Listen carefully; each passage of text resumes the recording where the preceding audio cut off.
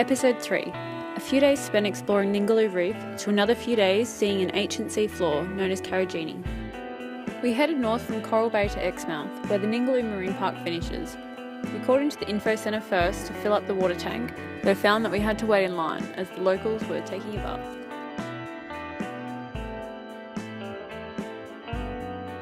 We then went for a drive into Karijini National Park to find some good snorkelling spots. First up on the list is Turquoise Bay, which is a popular dive site though commonly has strong currents caused by a build-up of water in the lagoon behind the reef.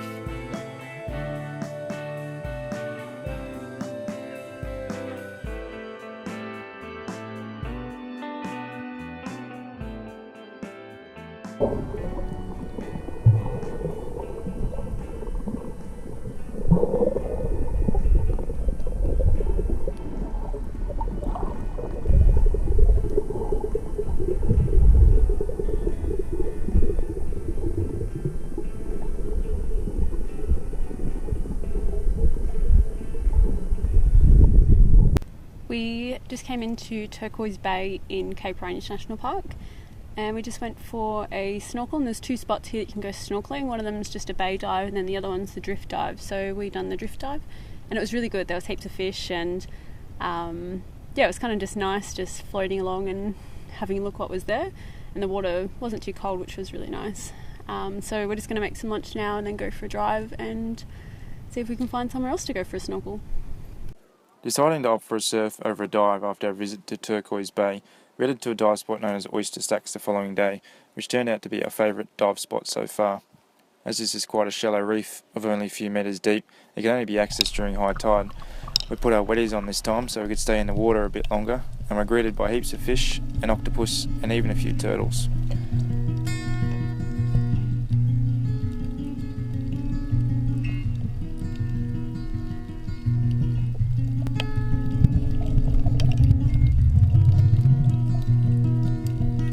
We've just come for a drive up to Shot Hole Canyon Road, which is just south of Exmouth, and the road up here was like really windy, and yeah, we got up here and there's just like this beautiful canyon, so have a look.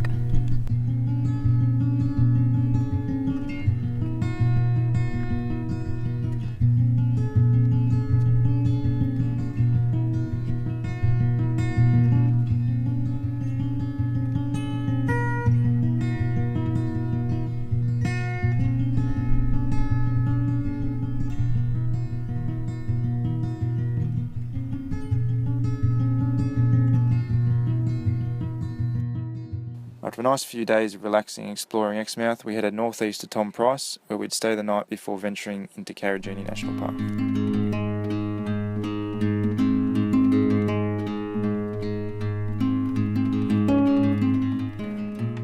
The drive certainly became more interesting the closer that we got, with beautiful mountains coming up around every corner.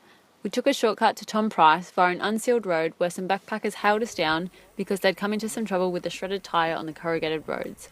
Not having the right jack or tools, they may have been there for a while, though Mark gave them a lesson in tyre changing and then re-inflated the spare as that was also flat. We were then good to go and continued on to Tom Price as the sun set over the mountains.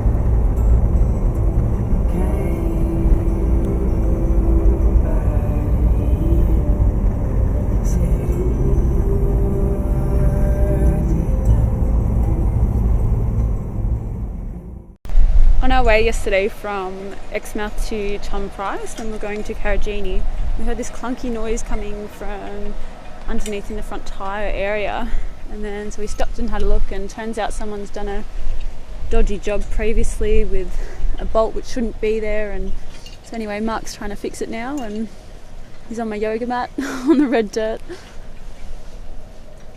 Enjoying it? Yeah. Let's just stay here and not go to Karijini. That's it. Stupid bolt. I need to go into the parkway, bus out the other end. Thank you. On our way into Karijini, we had our first run-in with a very common sight in the Pilbara region, a wide load transporting mining machinery parts, which Jolly got oddly excited about. Fortunately, in this instance, we were able to pass in a sighting, though these usually cause lengthy delays as they can take the whole width of the road.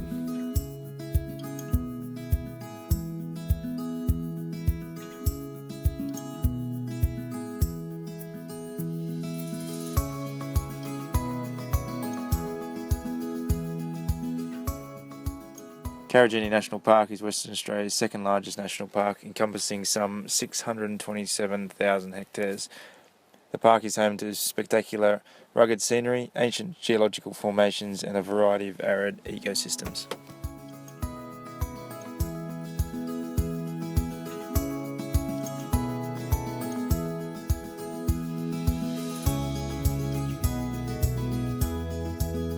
So surrounding Karijini National Park, there's some of the biggest iron ore mines in Australia, and iron ore being what they make steel out of.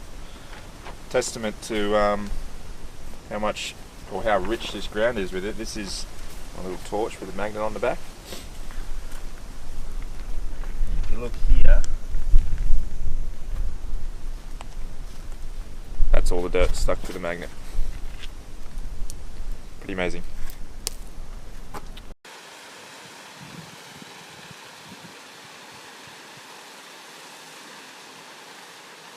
So today is our first day of walking around Karijini, and we're staying at Dale's campground, so we thought we'd do all the little places to see along Dale's Gorge. So we're just about to get to Fern Pool, and it's pretty cold this morning, but I think we're definitely still going to go for a dip.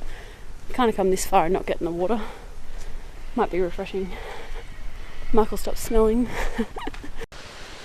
We've just arrived to Fern Pool. And Amanda said to me that it's nice and warm in the water, so we're definitely going to get in. Did you bring your boardies? Woo!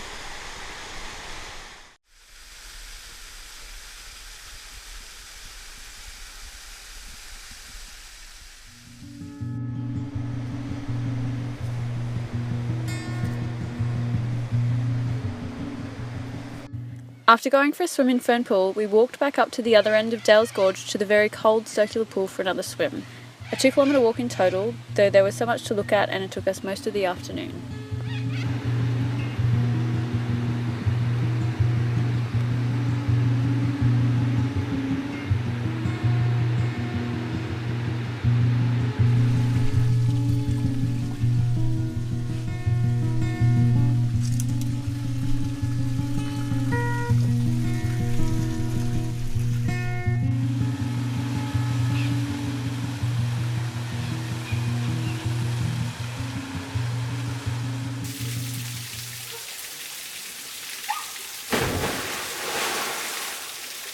What was that? Sorry? Missed that. We'd planned to drive to Hancock Gorge on the other side of the national park for sunrise, though it was just too cold to get up.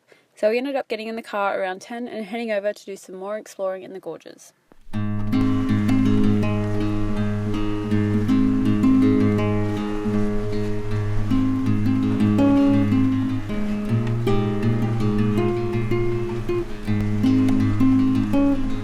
The banded iron formations exposed in many of the rocks in and around the gorges originated more than 2,500 million years ago as iron and silica-rich sediment deposits accumulated on an ancient seafloor.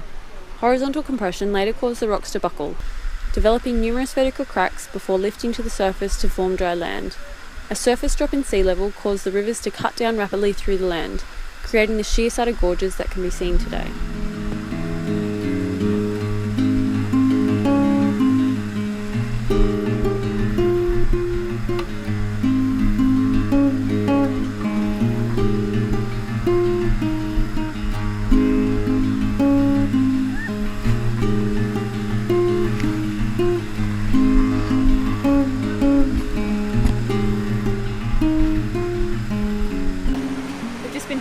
At Kermit's Pool today in Hancock Gorge in Karijini, and we've just been waiting for the sun to get that sweet spot for Mark to get some photos.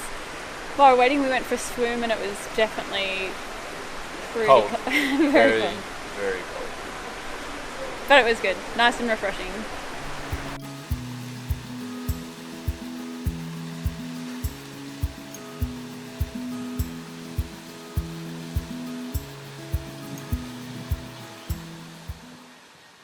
It was then time to keep moving on from Karijini and up the coast. Sorry we didn't get a chance to do a run-through of the trip this week, though surprisingly we've been quite busy. We'll make sure to include it in next week's episode, so make sure to subscribe so that you don't miss out. Thanks for watching. We'll see you next week.